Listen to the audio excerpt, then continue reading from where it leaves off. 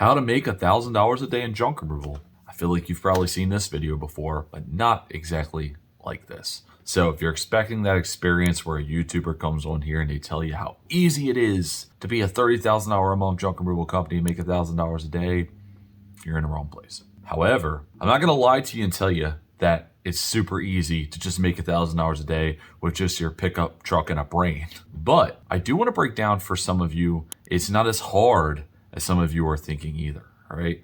So it sort of fits in between. So if I'm really looking at this from a numbers standpoint, first, you are not just gonna come into this industry and make $1,000 a day unless you've got some really good relationships behind you, have great knowledge of SEO, or have great knowledge in Google Ads, okay? So let's get that out of the way now. But on the other side, it's actually not as difficult as you may be believing to hit those marks in junk removal. Now, it's gonna fluctuate, right? You may have a day where you make $1,000 or $2,000 or even more in that day. You're also gonna have a day where you make $0 or $100.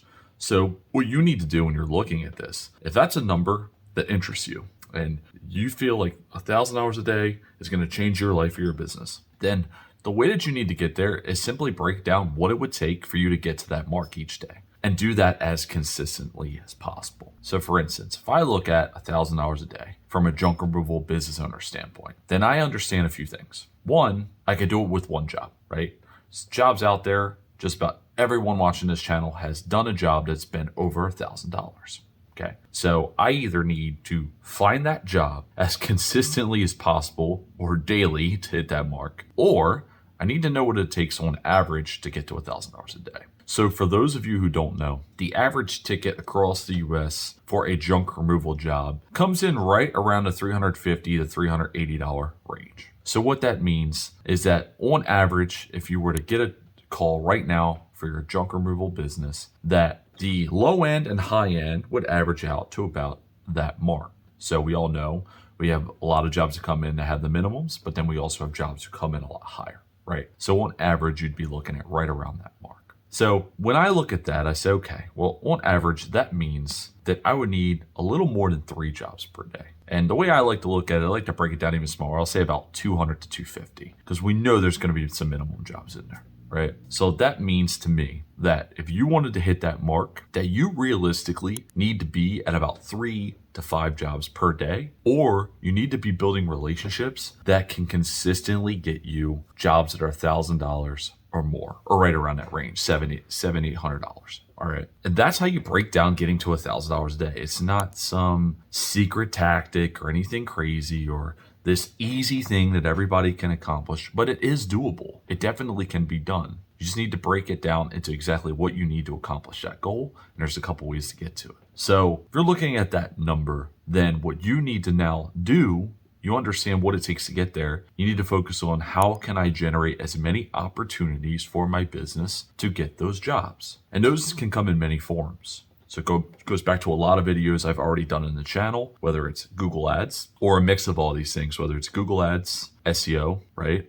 Whether it's driving repeat business, whether it's building commercial relationships, whether it's all these combined, you need to find a way for you and your business to make it easy for someone else to find you or use your services. Whether that's posting on Facebook groups every day and getting in front of people, whether that's you posting on your social media, I don't care what it is or what different amount of things combined get you those opportunities, but that's what you really need to be looking at if you're really attracted to that number and trying to reach it. I need a certain amount of opportunities per day. How do I get those opportunities? And this is exactly what I need on a daily basis, on average, to get to $1,000 a day. When it's broken down in that way, hopefully you see it's not as common, number one, as people make it think, but it's also not something that's far-fetched either. All right. It is not that far-fetched to say that if you put the work in and you build these things out, that you'll get on average 3 to 5 jobs per day, which is going to essentially break down